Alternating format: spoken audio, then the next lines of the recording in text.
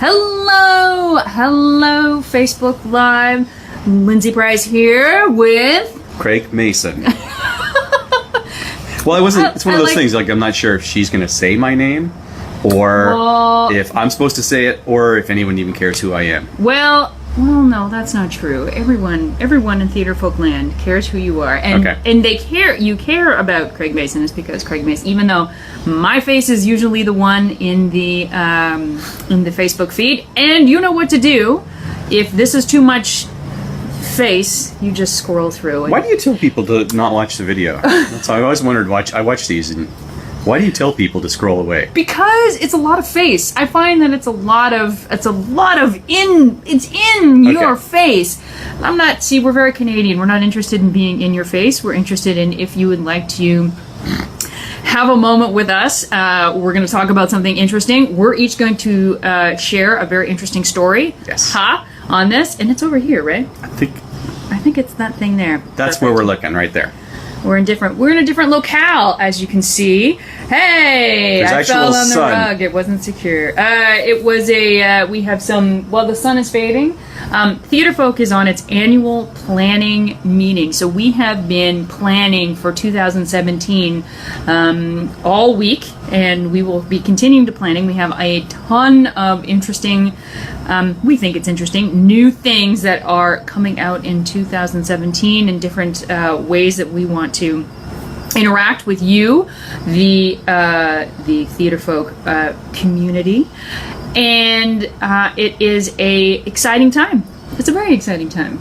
It's the best time of year, really, where we can sit back and we can look back on 2016, everything we did and everything we put out, and then go, okay, well, that worked, that didn't work, and then so we toss the stuff that didn't work and we do more of the stuff that did work, and then we throw in a whole bunch of new ideas. And the thing that I think is most exciting, soon there's going to be a new website.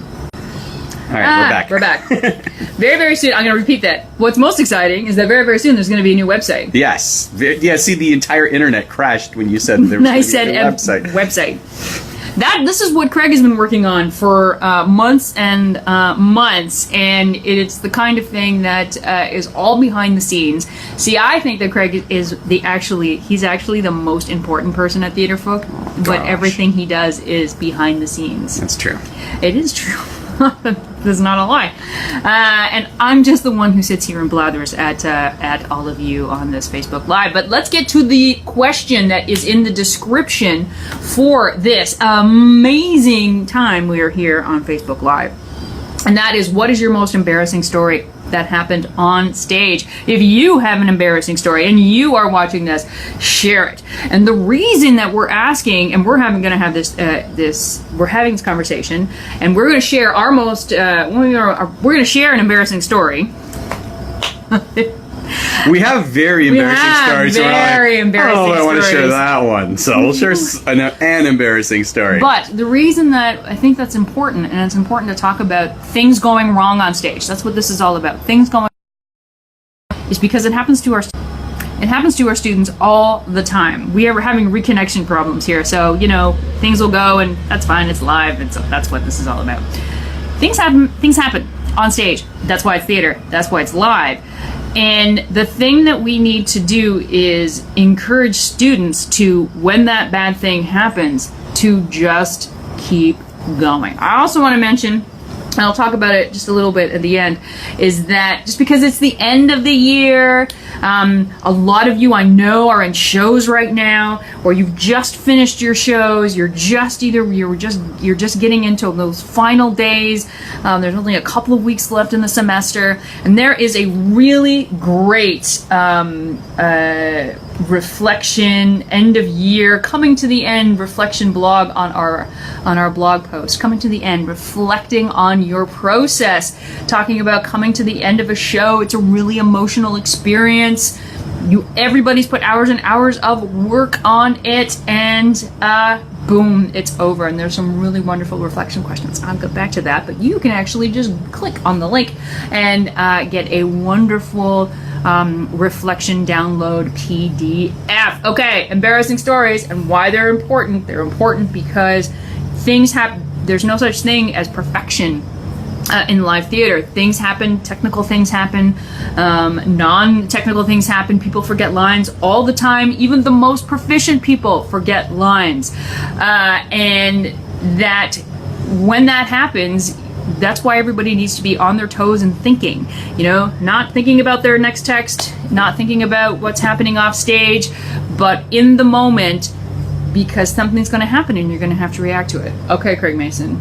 Okay, I was doing a children's theater show, and it was a cast of 4, but there were several other characters, so we all kind of played different characters as the play went on, and so the play took place in several locations, and we were also the crew, and so there's a lot of movement involved, lots of different costumes, different pieces of set, different things being moved from place to place. And we did the show for 4 months. Same 4 people, same crew, same van. And towards the very end of the show, we all knew the show by the back of our hands, to the point where this is terrible, but you're doing 3 shows a day, 5 days a week, and the show's 25 minutes long, and you're kind of doing other things to entertain yourself. By that point, you're playing tag, or you're inserting a secret cast joke into the show. It's terrible. I've written about this many times. I'm sure I've never do this. It's a terrible thing to do, but nonetheless, we did it. I was young and foolish. What can I say? But so we were doing this show. We were deep into it. 3.5 months into our 4-month tour, and all knew the show like the back of our hands. And we're setting up the next scene, and I'm setting up the next scene, and this actual particular scene, I had a puppet, and so I brought out like the thing that the puppet is behind, and then put my puppet up, and then I kind of looked around, and everyone else was like kind of setting up the wrong scene, and I'm sitting there going, what the heck are they doing? So I was like, you know what, I'm going to help my castmates out. I'm going to launch into this scene, and I'm going to push them into making sure that they are here with me in the right scene. So I'm going to, help feed them some lines and say, hey guys, in a way of saying, hey guys, this is where we're supposed to be. Let's get on this. So I do this, get them on the scene, and they all reacted like champs and got right back into the correct scene with me until like 3 sentences in, and I realized, wait a minute, I'm the one in the wrong scene. So thankfully, we were all been working together for so long. I was beat red, but the only thing you saw was this, so you didn't see any red on my face. But the other cast members were just rose to the occasion, and did for me what I would do for them, and we all worked as a team. And and then we all as a team went back, figured out what parts we missed, and made sure that was covered, and then made sure we jumped ahead. And the stage manager was on point, and we were all on point, and it was great. I was highly embarrassed, and the great thing about being in that situation was that everyone was there for me, and even like stage management, I didn't get in trouble. There was no one hated me, because these things happen. That you have brain farts, and that's what theater is. It's a team effort. It's that whole teamwork aspect, and so the notion that we were all together doing this comforted me. I was highly embarrassed at the time, but now I think of that story very fondly as knowing, as feeling like there was a safety net there, and the theater's a great place to go, take your chances and make mistakes. So even if you're not screwing up, but you're trying something new, you're going somewhere different in that scene, knowing that the rest of your team is there with you, and we're all working together. Well, and that's why it's really important in terms of building community. And that's why you want your actors to, particularly student actors, to always be thinking about the group and the whole. And that if something like that happens where someone comes out and they say the exact wrong line, that the people on stage don't break character and go, well, that's wrong, and oh, Jimmy said the wrong line. well, I'm just going to wait until Jimmy says the right line. I'm just going to sit here and just wait until Jimmy says the right line, and I'm not going to do anything. I saw I adjudicated a show in February where the opening went great, the next scene went great, and then an actress made her entrance, and she said the exact wrong line, and her reaction was to look around and flee. She left. She ran, and I'd never seen that before. I'd never seen somebody ran. This is a high school show, and nobody on stage By blinked. flee, you mean she ran off stage? She ran off stage. Okay. And nobody on stage blinked. And it was an absurd play. And really, the only reason that I knew something went wrong was because I had directed the play. And so, or I had not directed, I had read the play, I prepared the play to adjudicate it. But halfway, and so they just kind of kept going. And there was a whole ensemble on stage that actually didn't have any lines. And those actors were throwing in her, because the actress who fled, she was a big part of this scene. She was huge. And so they were throwing in her lines. And then there was an actual point where one poor kid on stage went, I don't know what to do right now. But it fit with the show, and you knew he was, and it was only when the director, who was also a student, came down from the booth, she walked on stage and she said, we're starting over. And it really was, I don't think anyone in the audience knew, because everyone on stage was just working together, and they just kept going. Do you think it was a bad call to start over, or do you think they shouldn't have kept going? No, they had gotten to the point where they had just gotten to the point where there was nowhere else they could go. Okay. There was absolutely nowhere else they could go. I actually think it was a good thing. And then they started again, and then the actress who had ran off stage, she came in and she delivered the right line, and then everybody carried on. Good. Awesome. Oh, we've got a couple of we've got a couple of really awesome in the chat underneath, the comments underneath. We have Brian, who fell on a rug, it wasn't secure. Yes, absolutely, that happens all the time. Oh, falling down the steps, Kadisha. I hope I said your name right, Kadisha. And Floyd. There's Seymour. Okay, wait. Okay, so you can't see what we're saying, but the Seymour button is exactly next to the button you hit when you finish the Facebook Live. So you're going to have to go. I'm going to try. I have a very fat... This finger right here is going to attempt to hit the Seymour. Ah! Hey! So there was a bad guy tied into a chair, and then, she struggled, and there was a struggle, and the chair broke. Oh, that's awesome. Yes, the joys of live theater. Absolutely. So my embarrassing story has to do with being ill, and what happens when you're ill. And this is another show that I just a play of mine called The Hope and Heartache Diner. Was performed at the International Thespian Festival this June, and it was a comedy of errors getting it there. And then the day that they were to perform, there was a young man who was 3 weeks from recovering from surgery, and like 2 days before he had been wheeled around in a wheelchair, and so he was dealing with that. And then there was another young man who was basically flat on his back. He was so sick. He was ill, and and he was crying because he really wanted to do the show, but he just couldn't. He couldn't do it.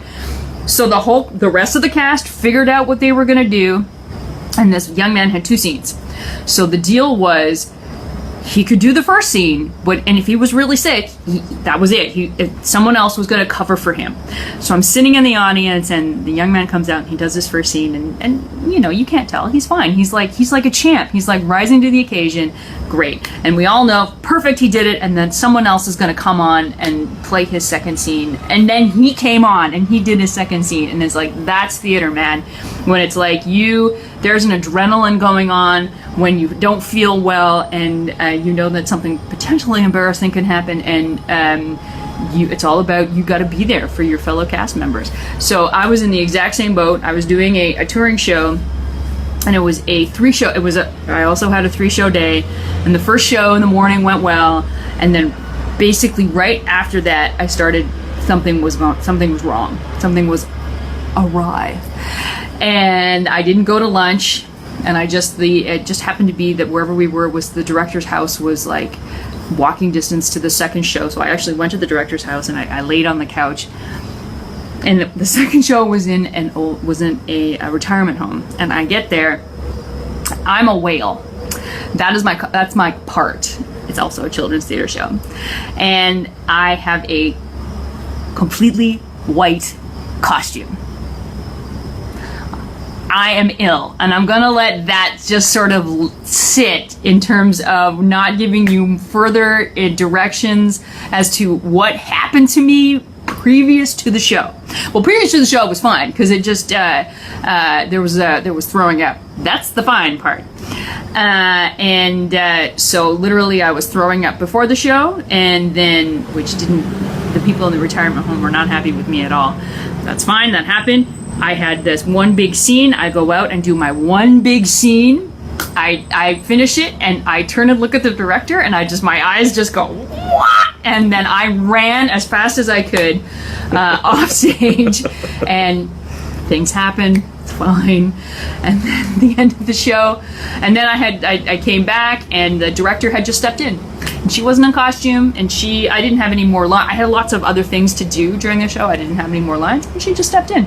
And she did all of my parts, and she was just as happy as a clam. My costume was laundered in between show 2 and show 3, and that was good. That happened. And then show 3, but it's interesting about how I knew I had to do that one. I had my one scene. That's the one scene I had to do, and that happened, and then my body went, all right, you're done.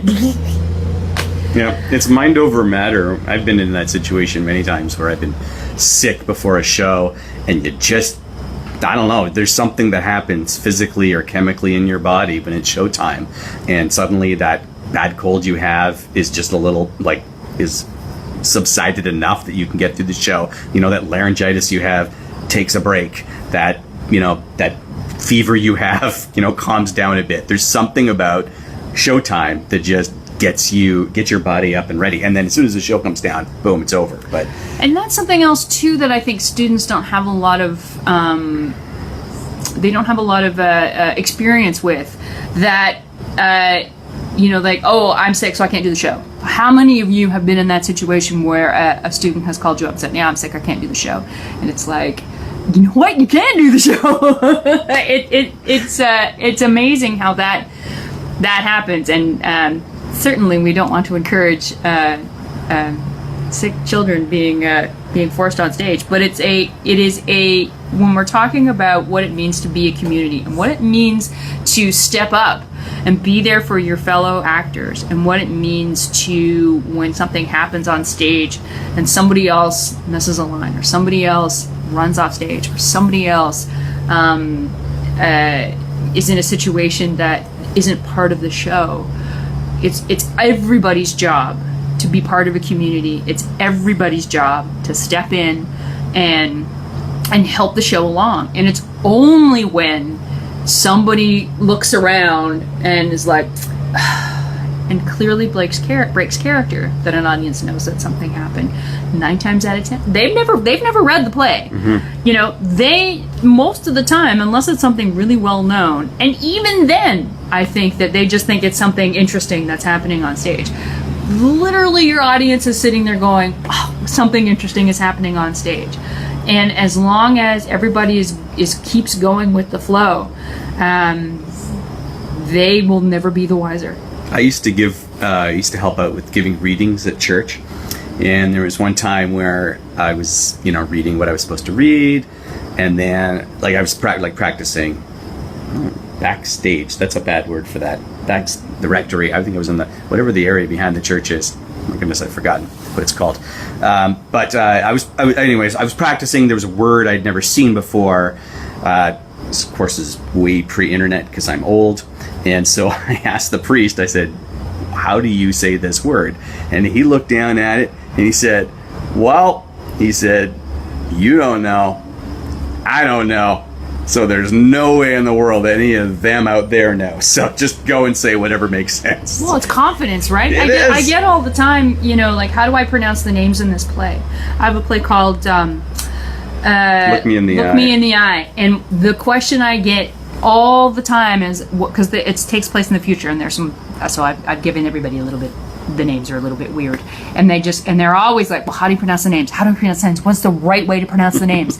Well, the right way to pronounce the names is the way that you say it with confidence, and that you say it the same way every time. Well, you choose it as a cast, you know, so that you're consistent and all that. Yeah. But there's no right. There's no world's not going to end if you're not saying it the way that Lindsay had in her head. No, not at all. It's the same thing with Greek mythology. How do we know the way that we're saying the Greek mythology names? How do we know we're saying them right? Oh, same Shakespeare. How do we know? Pronounce? And we know one thing we know for a fact is we do not pronounce Shakespeare now the way that they did in Shakespeare's day. Yes. So. Yes, I think the most fascinating. We're totally off on a tangent. We're going to wrap this up. But What does this have to do with embarrassment? I'm embarrassed that we allowed the conversation to go off tangent like this. I think this is really fascinating. The most fascinating thing is that the way that Shakespeare is pronounced is actually closer to the Southern dialect, American South. I think that's fascinating. Okay, so we're going to wrap this up. So embarrassing stories are good. Embarrassing stories on stage will happen. It's impossible to be perfect. All you can do is the best that you can do. But actually, I think more important than that is to be the most present. I think that is the thing that you need to be when you're on stage, and always focused on what's happening. It's when we think about other things that sometimes those embarrassing stories happen, because we're not in the moment. We're not listening. Listening is so key. You know, I see scenes sometimes between students, and the lines are going back and forth because Jimmy says his line here, Susie says her line here, and we go back and forth, but nobody's really listening. Nobody's really in the moment. Nobody's really present, and that's when things go awry. Yes. Exactly. So get your, just as we close up here, I just wanted to really highlight, since this is the end of the year, we have the link, which is in the description, which I think is over here, since we're in landscape today. Oh, we're so fancy. Coming to the End, Reflecting on Your Process, by the wonderful Carrie Hishin, who is our blogger with the mostest. And about the whole idea about coming to the end of a show's run is an incredibly emotional experience, and there's so much reflecting that you can do as a teacher, that your students can do, you know, and just from thinking back on the audition process, thinking back to those early days of the show, the rehearsal, and then moving forward. You know, what are the personal successes that you had during the process of the show? What's a failure? What is an embarrassing or a failure that you had in the show, and how can you learn from that? I guess that's where we should really end on this, is that embarrassing stories that they're all learning moments. They are all learning experiences.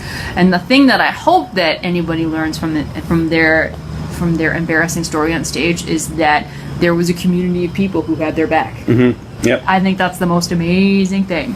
All right, as you can see, we have gone from light to dark. I want to see this in fast forward. I know. And we are going to go off now into the night, and we hope that all of you have, and I'm going to look in the right spot, all of you have an amazing evening. Night, guys.